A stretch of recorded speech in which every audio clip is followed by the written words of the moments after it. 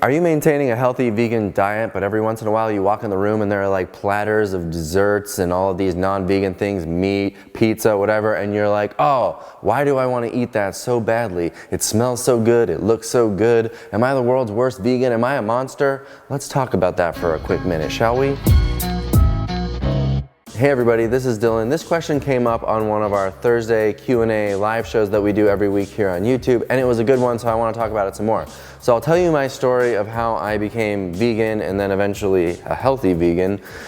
I know many of you watching are not vegan. That's okay. I'm not here to tell you what your values should be or how you feel about certain issues. The purpose of this channel is to talk about health, but I want to talk about the vegan thing a little bit too. And I know that many of you don't use that word because there's stigma associated, whatever your reason may be, and you like phrases such as plant-based, for example. I myself, no offense, do not like the phrase plant-based. I don't even know what that means. What does it mean? Tell me what plant-based means. Because like there's a tree in my backyard, this beautiful peach tree. It is root-based, but it also has branches and leaves and flowers and fruit, and in my case, a very large oversized plastic owl that my girlfriend stuck in the tree a while back to try to terrify me when I walked out into the yard. What?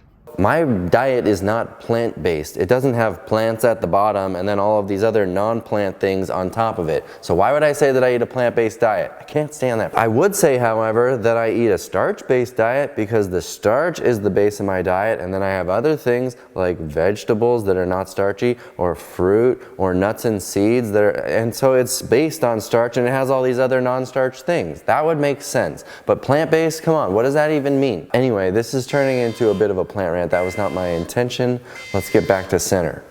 I switched to a vegan diet in 2013, but it wasn't really a vegan diet. It was my understanding at the time that it was a vegan diet, but it wasn't for ethical reasons. I came to eating a vegan diet because of health. I had read the China study, I'd watched Forks Over Knives. I thought I understood it, but I didn't.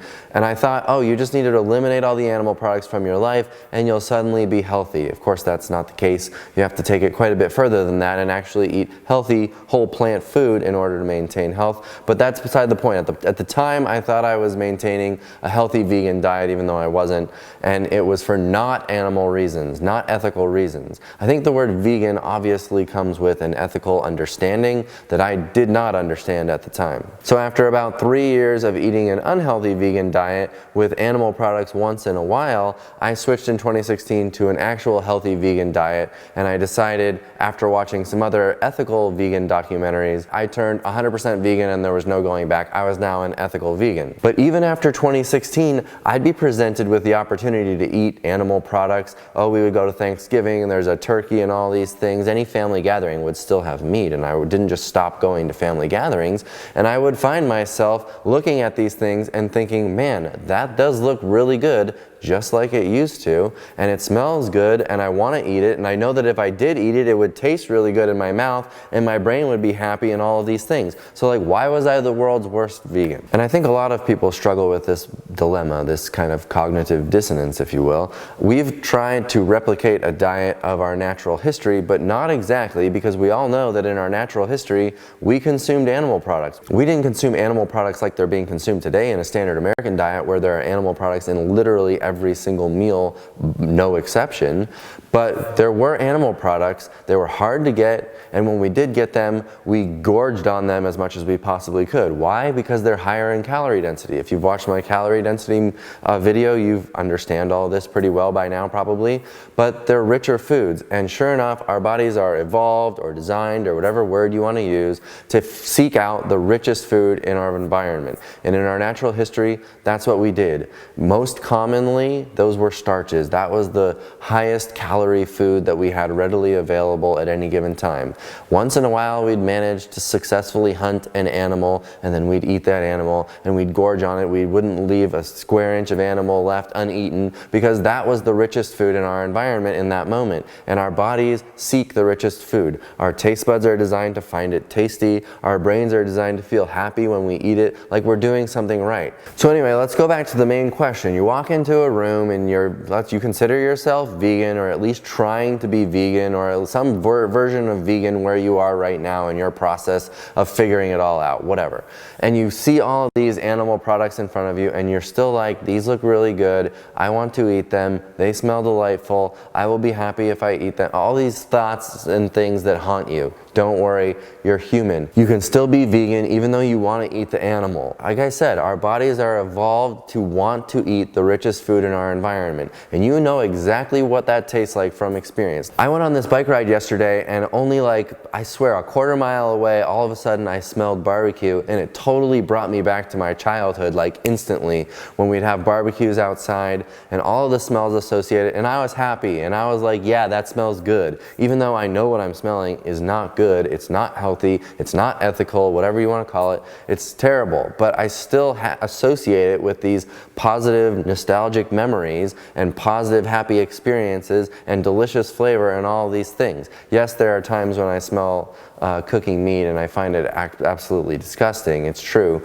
but there are other times that just all of a sudden you go right back to that moment and you're like, wow, there it is, that looks good. And you cannot feel like you're a terrible person for having these feelings. You can't even feel like such a terrible person if you give in once in a while. Don't let one bad experience or hiccup or whatever define who you are. You know what you're after. Nobody's perfect. At the end of the day, your brain and your taste buds desiring these things are going to get the best of you once in a while. All you can do is the best you possibly can, as often as you possibly can, and you'll have the best health for it. You have to decide who you are. If you want to be an ethical vegan, great. I encourage you to do that, to consider it, to watch the documentaries that would allow you to know the truth about these things, because in many cases, once you know the truth, it's really hard to unknow, and that's what happened to me. I realized I didn't want to contribute to this anymore, and I made a decision. Obviously, there are people in other parts of the world that don't have any choice. I'm not trying to turn the entire world perfectly vegan. I'm trying to do the best that I can and maintain the beliefs and ideals and the way of life that I want to. And that is with a whole plant food diet that also happens to be a healthy vegan diet.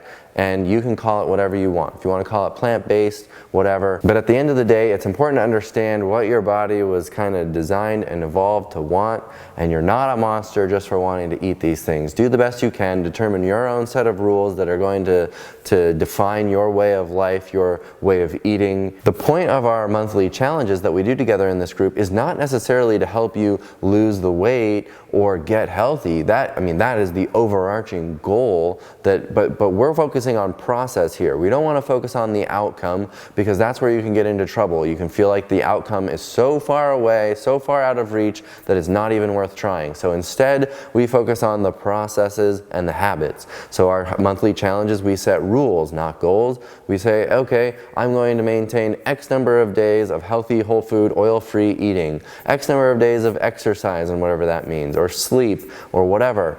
And then we start to ingrain these as habits, these rules, and it becomes that much easier to keep on doing it even after our challenge month is over. And what will happen after enough months of doing it right, it'll feel easier, you won't have the cravings, and further down from that, you'll lose the weight, you won't die of heart disease, diabetes, stroke, you'll get to wipe your own butt for the rest of your life. And that is the whole point of the Well Your World philosophy at large, is to determine for ourselves what our healthy diet and lifestyle is going to be that allows us to maintain great health within the broad context of healthy, whole plant food, oil-free eating. Only you can determine what your rules are going to be. We're all here to encourage one another and to broadly discuss the topics that we know to be actual health. Check out our Thursday live show this week and most weeks after. You can ask some questions down below in the comments, and I'll answer them on the live show while nobody pays attention to me, because they're all chatting with one another in the chat box and having a good time.